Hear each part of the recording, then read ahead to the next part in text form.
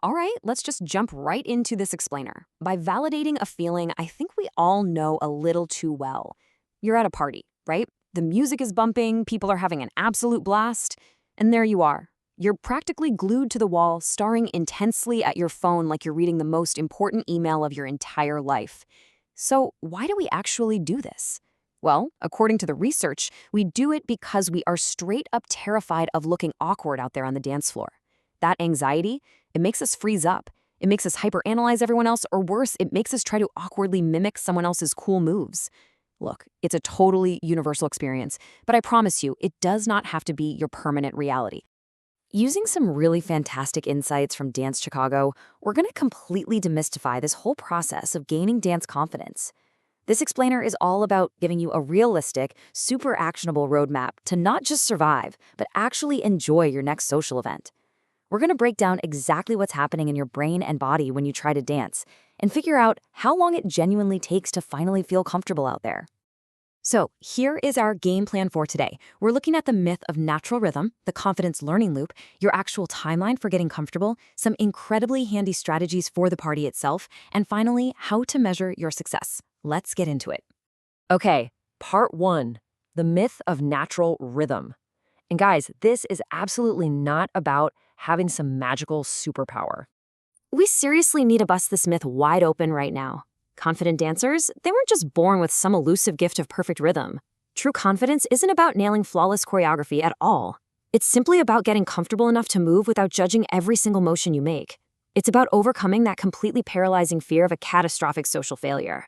You see, confidence actually grows as you gather real-world evidence that, hey, you can dance, and literally nothing terrible happens when you do.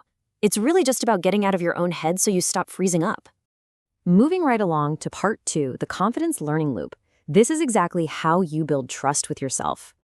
What's so fascinating about this is that it completely shifts the problem. It goes from being this purely physical flaw, like, oh, I just have two left feet, to a completely normal, totally manageable neurological process. It goes like this. Step one, you try a simple movement. Step two, you get feedback from yourself and the room, which honestly usually just means realizing nobody is laughing at you. And then step three, you repeat. This loop is how you systematically update your brain's threat assessment. Your brain is literally just trying to protect you from embarrassment. By completing this loop, even if your dancing is super modest, you're teaching your body that dancing is actually survivable.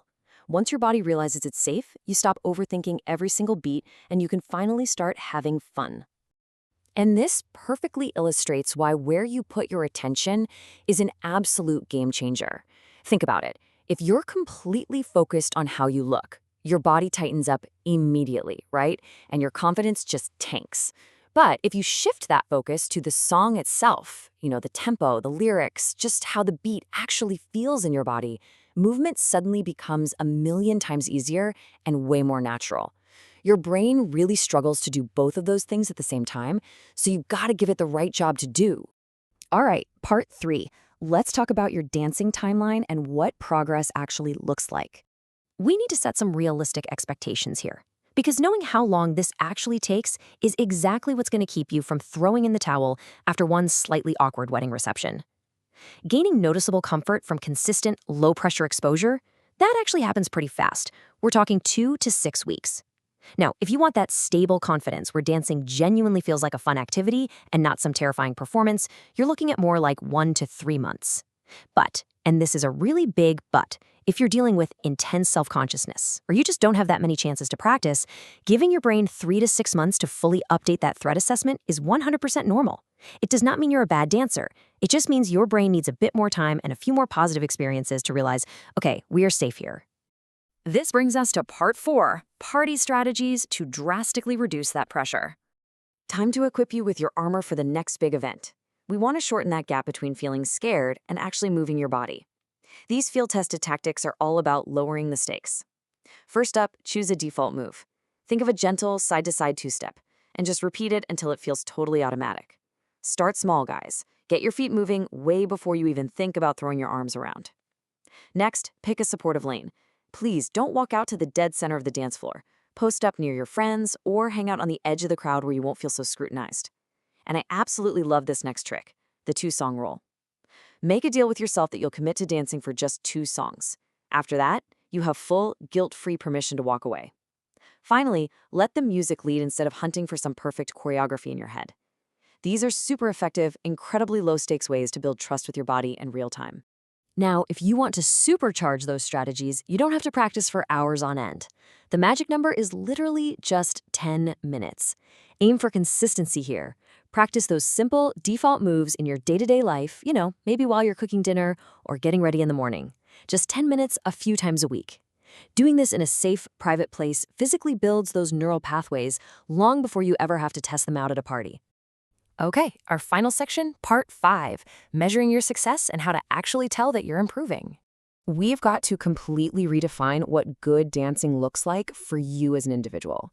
You will know you are crushing it when you stop aggressively fixing a drink or checking your phone just to avoid the dance floor.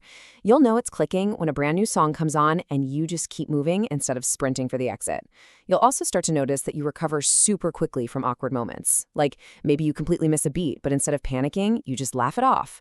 And honestly, the biggest win, you actually enjoy yourself, even if your style is miles away from flawless. Remember, success here is all about comfort, not perfection. It really all boils down to this incredibly freeing concept. Treat dancing as participation, not evaluation. We get so wrapped up in our own heads, convinced that everyone is judging us. But the truth from our source material is glaringly obvious. People at parties are way too busy living their own moments to analyze you. I promise they are not holding up scorecards. The only thing they genuinely notice is whether or not you look like you're having a good time. You are participating in a shared social experience. You're not auditioning for a reality show. So if you take away nothing else today, internalize this. Confidence follows repeated success, not perfect performance. Whether it takes you 2 weeks or 6 entire months, your timeline is completely valid exactly where you are right now. Getting supportive, low-pressure practice so you finally feel safe in your own body, that is literally all that matters in the end. And that leaves us with one final thought to ponder before you head out this weekend. When you step into that room, is your next party going to be a stressful performance, or are you going to allow it to just be a chance to participate, let loose, and actually enjoy yourself? I really hope that, armed with this explainer, you feel totally empowered to peel yourself off that wall, put the phone in your pocket, and step confidently right into the music.